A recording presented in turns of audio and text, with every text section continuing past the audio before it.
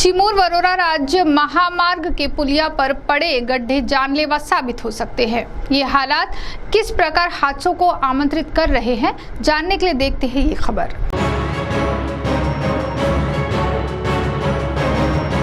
चिमूर वरोरा राज्य महामार्ग क्रमांक 353 ई मार्ग यह ताड़ोबा व्याघ्र प्रकल्प से होकर गुजरता है।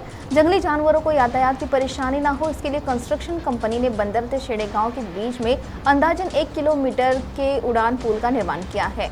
शेड़ेगांव सफारी गेट के सामने उड़ान पुलिया के नीचे उतरते समय गड्ढे पड़े हैं और यह गड्ढे हादसों को आमंत्रित कर रहे हैं। इस समय हमारे प्रतिनिधि बालू सातपुते भी यहाँ मौजूद थे।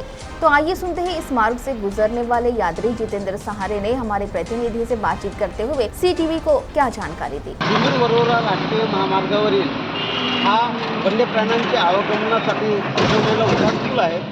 या उड्डाण पुलाच्या पायथ्याशी म्हणजे सुरुवातीला हा खोल खड्डा पडलेला आहे। या खोल खड्ड्यामुळे दुचाकी स्वार किंवा चारचाकी वाहनाचा अपघात होण्याची दाट शक्यता आहे।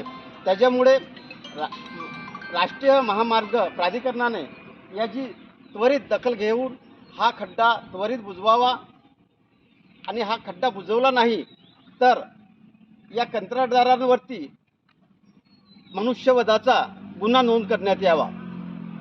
सीटीवी के लिए प्रतिनिधि बालू सातपुते की रिपोर्ट।